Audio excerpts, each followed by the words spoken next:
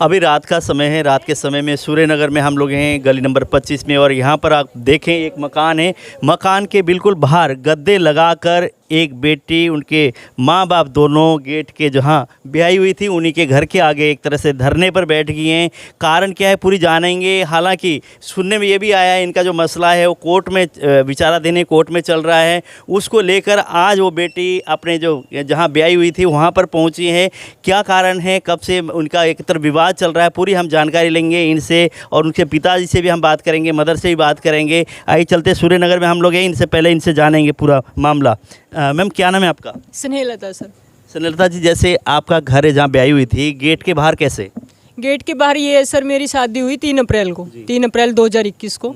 Just शादी के 20 दिन के बाद ही इसको कोरोना हुआ है। परवीन को, मेरे हस्बैंड है जो। कोरोना में मैंने वो संघर्ष किया जो कोई लड़की, क्योंकि कोरोना का टाइम ऐसा आया था, आपको पता है सभी को, मीडिया कर्मियों को, कोरोना में कोई पास नहीं लगा है। मैंने हर चीज़ को अपनी सेफ्टी थी जो उसको दूर करते हुए कि मेरे को बचाना है तो सिर्फ परवीन बचाना है जिसके साथ मैं ब्याही हुई हूँ।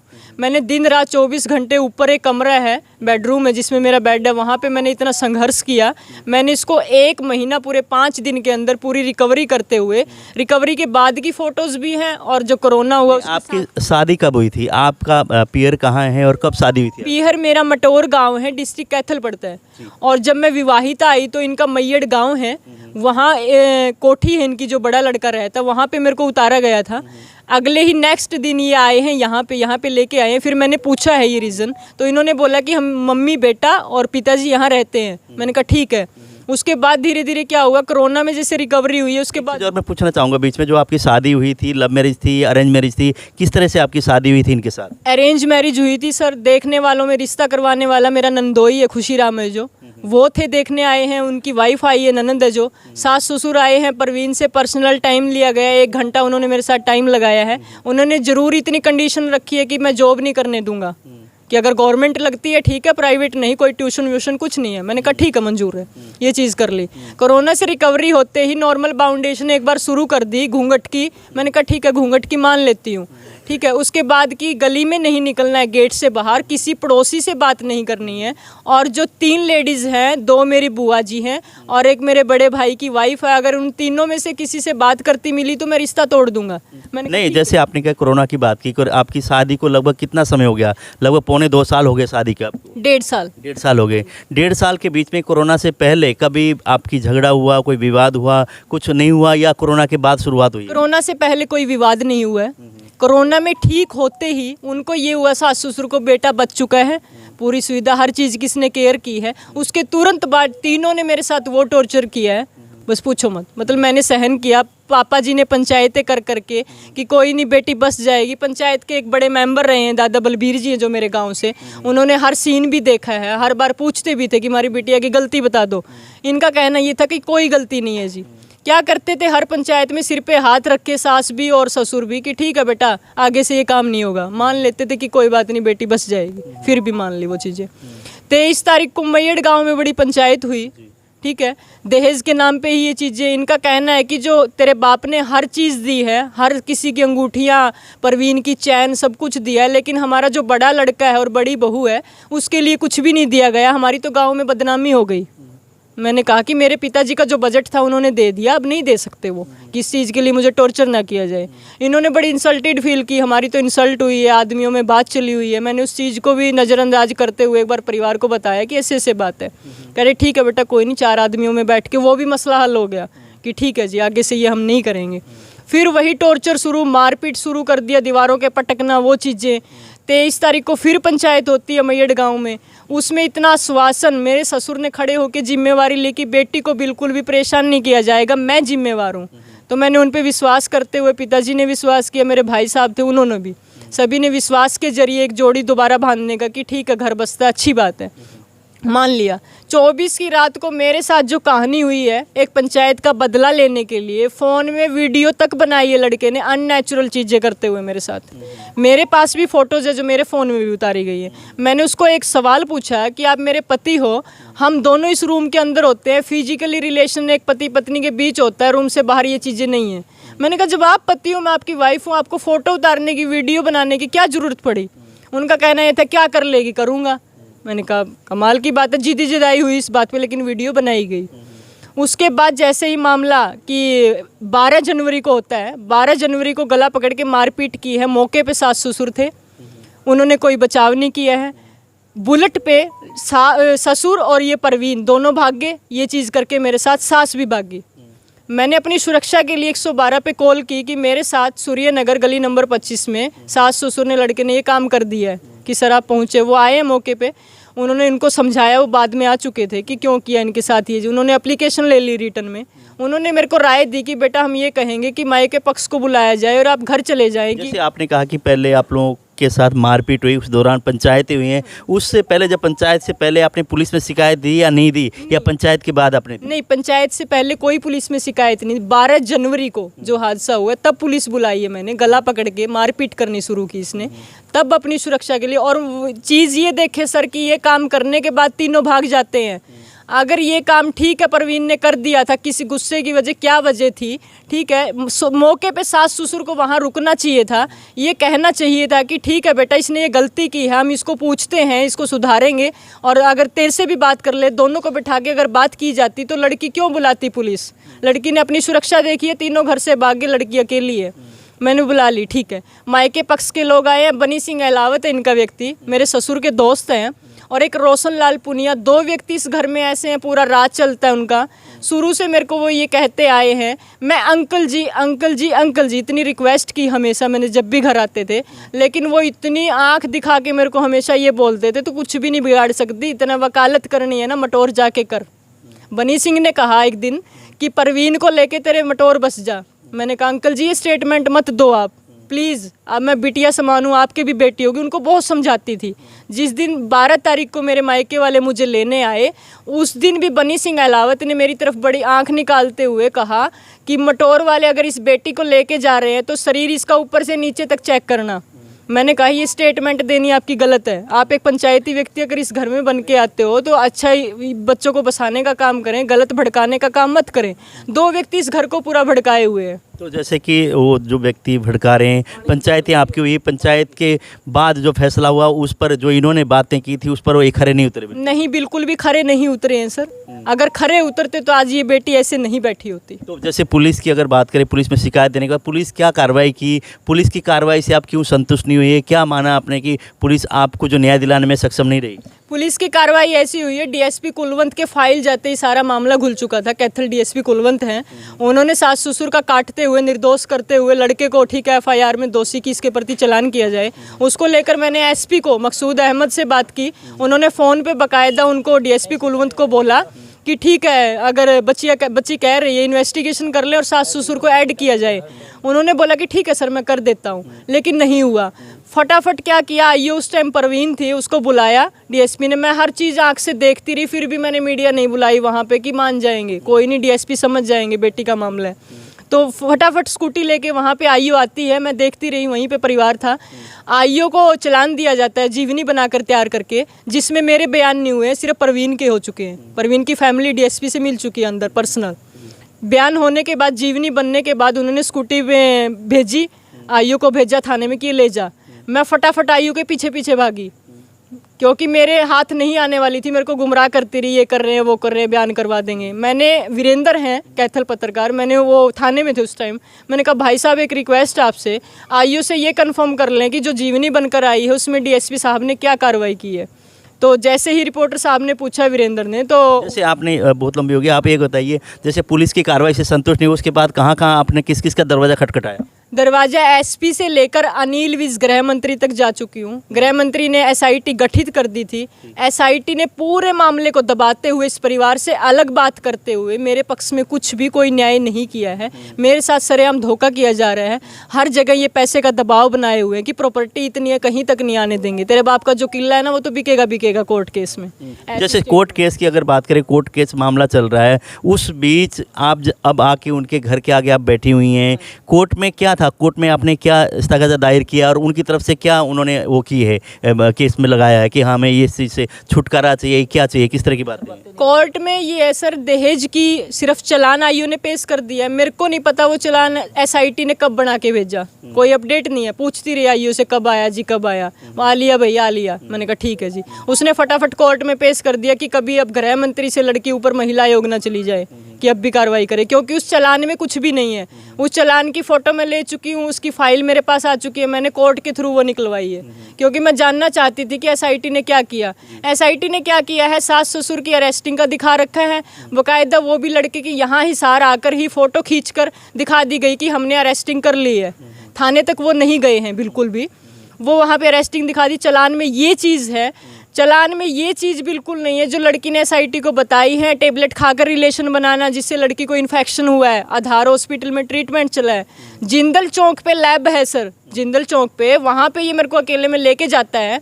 वहाँ पे इसने क्या किया, इनका एक फैमिली डॉक्टर है, डॉक्टर मान, उसकी रेफरेंस देते हुए इसने मेरा यूरिन टेस्ट और ब्लड टेस्ट करवाया, जिसमें ऑलरेडी दोनों में मेरे बुरी तरह से इन्फेक्शन आया। वो इन्फेक्शन था जो अंगूठे से रिलेशन की वजह से, अंगूठे से किया गया, वो चीज़ें हुई है। एसआईटी को हर चीज़ फ़ोटो दे चुकी हूँ, मैडम को पर्सनल बताई। इतनी गंदी फ़ोटो जो इसने मेरी खींची हुई है ओरल सेक्स की, वो मैं उसको दे चुकी हूँ मैडम को। मैडम आश्वासन देती रही कि इसने कनुप्रिया की, मेरे पास रिकॉर्डिंग है एसएचओ की, कि इसने कार्रवाई करेंगे, फ़ोन लेंगे, फ़ोन नहीं देगा टूटा हुआ फ़ोन लेंगे, टूटा हुआ फ़ोन भी नहीं देगा तो बिल लेंगे, इतना तक उन्होंने कहा, लेकिन कुछ भी नहीं किया। तो क्या कारण मानते हैं, जैसे कार्रवाई नहीं हो रही, कोर्ट में मामला है, कोर्ट का तो निर्णय जो आएगा आएगा, वो तो अलग चीज़ है, कोर्ट के ऊपर तो कोई सवाल खड़े नहीं हो सकते, लेकिन पुलिस की कार्रवाई से और जो लोग दबाव बना रहे हैं, कहाँ से ये दबाव बन रहा है, क्यों आपको जो मांग है जो आपकी, उस पर कार्रवाई पुलिस की तरफ से और समाज की तरफ से नहीं हो पा रहा, क्या कारण मानती हैं आप? नहीं, जो इनका जमाई है खुशियाँ, सारा उसका प्रेशर बना हुआ है।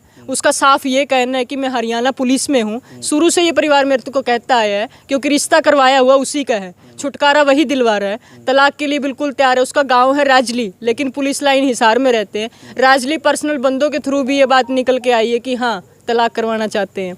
वो हर तरह का मेरे ऊपर प्रेशर बनाया, सारा काम इनका वो करवा रहा है, पीछे पीछे वो फिर रहा है। उसका नाम है एसआईटी के सामने एप्लीकेशन में, कहीं भी वो थाने में नहीं आया, कहीं एसआईटी के सामने नहीं आया। मैंने इतना तक बोल लिया खुशीराम को एक बार सामने लेके आओ, उसके बयान तो लिए जाएं। मेरे को कह देते आएगा, नहीं आया है, बिल्कुल भी आज तक मुझे वो नहीं चमका है। जैसे अब आप यहाँ बैठी हैं, कब से आप बैठी हुई हैं यहाँ पे इनके, और कब तक आप बैठी रहेंगी? दरवाज़ा गेट बंद है और आप बाहर दरवाजे पे बैठी हैं, माँ बाप आपके साथ हैं, एक तरह से बुजुर्ग हैं, मम्मी भी आपकी मेरे ख्याल से कह रहे हैं कि तबीयत ठीक नहीं है, तो कब तक बैठेंगी आप? मैं यहीं बैठी रहूँगी जब तक मेरी इस घर में एंट्री नहीं होती है। बिल्कुल भूखी प्यासी, ठीक है, पानी दे रहे हैं मेरे को, पुलिस की रिक्वेस्ट थी कि बेटा पानी पी, मैंने पानी भी पिया है। एक कप मैंने चाय का लिया है, वो भी मेरे पुलिसकर्मी सहयोगी, उन्होंने कहा, रिक्वेस्ट की कि बेटा चाय ली जाए, ठीक है, बेटी के लिए वो चीज़ कर रहे हैं, मैंने वो चाय भी ली। मेरे अंदर फिर भी द्वेष की भावना नहीं आई कि मैं चाय ना पीऊँ, मैंने चाय ली। खाने की मेरे को पूछा गया पुलिस की तरफ से, खाने की मैंने रिक्वेस्ट किया हाथ जोड़ के कि मैंने अपना अनशन धारण कर रखा है, जब तक इस घर में मेरी एंट्री नहीं होती है स्नेहलता खाना नहीं खाएगी, उसको मरना मंजूर है। क्योंकि ज़िंदगी एक बार मिलती है, शादी एक बार होती है, मरना मंजूर है। अगर रहूँगी तो मैं परवीन के साथ रहूँगी, क्योंकि मैंने कोरोना में उसके साथ वो संघर्ष किया है, उसने अपनी ज़िंदगी बचा ली। वो किसके लिए बचाया, मैंने उसको बचाने वाला मानती हूँ भगवान है, लेकिन संघर्ष मेरा था। संघर्ष मुझे याद है, हमेशा रहेगा, उसी चीज़ के आंसू मेरी आंखों में रहते हैं। अब मैं उसको कैसे छोड़ सकती हूँ, और उसको वो दिन याद आना चाहिए कि स्नेहलता ने क्या किया। ससुर का कहना है कि बेटी क्या, ये तो देवी भेजी थी, और आज उस देवी का देखो क्या हाल है। वो ससुर भी गेट पे आके ये नहीं देख रहा कि देवी कैसे बैठी है, और ये देवी यहीं रहेगी, इसका ये कहना है। जैसे आपने इतनी सेवा की, आप कह रहे हैं कि कोरोना काल में पूरी मैंने सेवा की, उसके बाद एकदम से उनके मन में ऐसी क्या बात आई कि इतना बड़ा मामला हो गया, कोर्ट तक मामला चला गया, ऐसे क्या कारण हुए? ऐसे यही है सर, दहेज का इनके अंदर, क्योंकि उस टाइम कोरोना में तो ये था कि हाँ कोरोना में दहेज का नाम लेंगे, बेटी जाएगी, बेटा मरेगा। क्योंकि जो सास है उसको, ठीक है, ये बुजुर्ग एज हो चुकी है थोड़ी कि क्या संभालेगी, क्योंकि ऐसा होता था।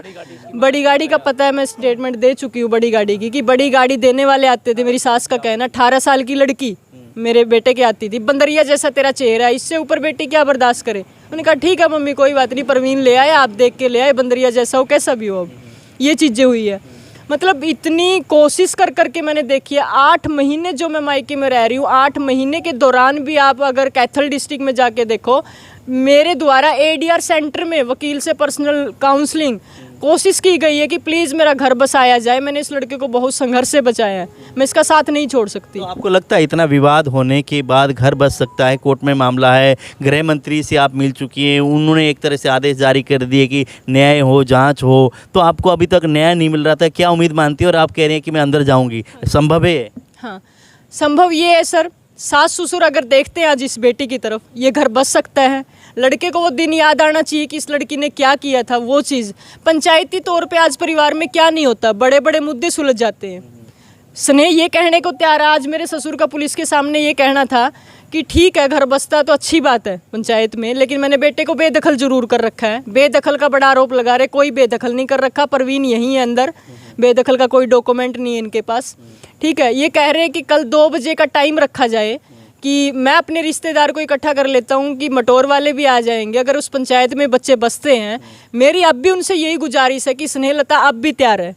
उनका कहना था, पुलिस 2-3 पुलिसकर्मियों ने मुझसे पूछा, स्नेहलता केस वापस उठा लोगे जो भी आपके हुए हैं? मैं मीडिया कर्मी के जरिए कह रही हूँ, कल ही स्नेह उन केस को वापस उठा लेगी अगर मुझे ये परिवार एक्सेप्ट करता है। तो आप ये चाहती हैं कि घर बसाना चाहती हैं, घर में जाना चाहती हैं, रहना चाहती हैं, आप विवाद नहीं चाहती, और जो आपके हस्बैंड हैं उनको छोड़ना भी आप नहीं चाहती? हाँ बिल्कुल, किसी टाइप का विवाद नहीं चाहती, कोई आर्गूमेंट नहीं चाहती मैं। मेरा मकसद सिर्फ ये है कि बेटी को ब्याह के लेके आए थे, मुझे यहाँ बसना है तो बस। जब तक आप सुनवाई नहीं होगी, घर वाले आपको नहीं अपनाएंगे दोबारा से, तब तक आप यहाँ बैठी रहेंगी? हाँ जी, मैं यहाँ बैठी रहूँगी, चाहे मेरी ठीक है भगवान जान निकाल ले, कोई बात नहीं।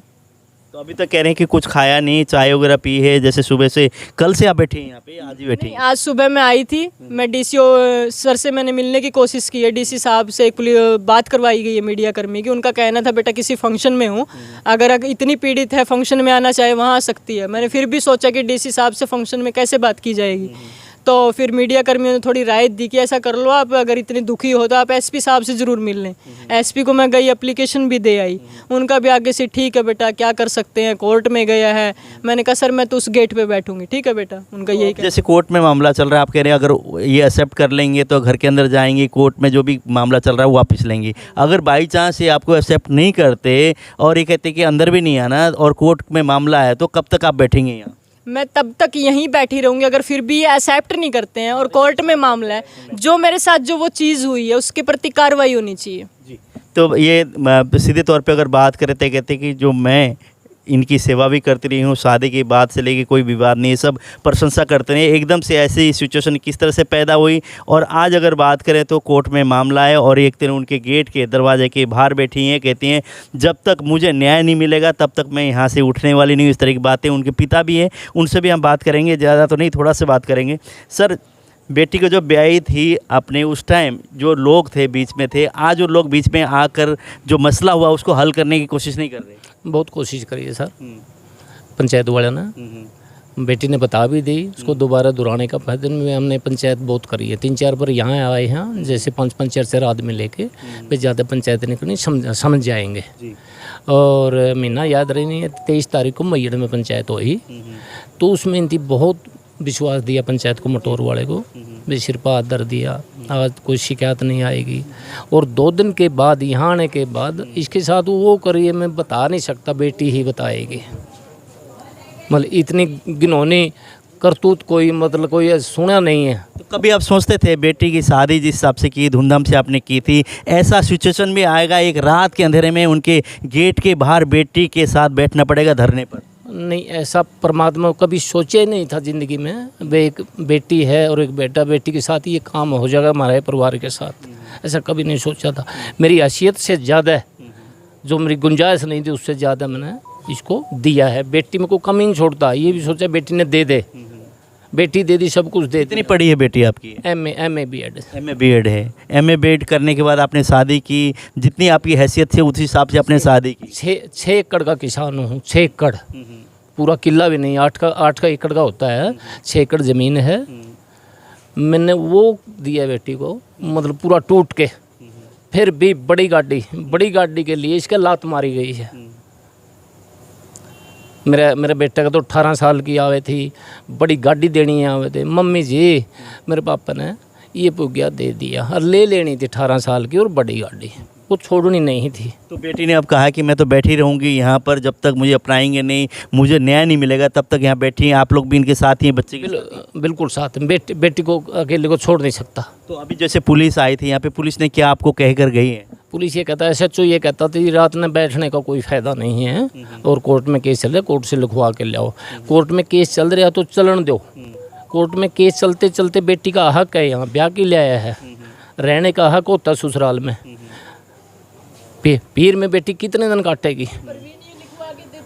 जी जी, एक सेकंड। जी जी जी, जी बताइए। परवीन मेरे को ये कोर्ट से लिखवा के विद स्टैम्प पेपर एफिडेविट पे ये बनवा के दे दे, कोर्ट का कोई ऐसा कानून है कि मेरी पत्नी गेट पे नहीं बैठ सकती, मैं उठ लूँगी अगर कोई ऐसा कानून है। पुलिस कर्मियों का कुछ का कहना ये था कि बेटा ऐसे नहीं बैठ सकते, लड़की बैठ सकती है, लड़की अंदर भी रह सकती है जब तक लीगली उसका डाइवोर्स नहीं होता।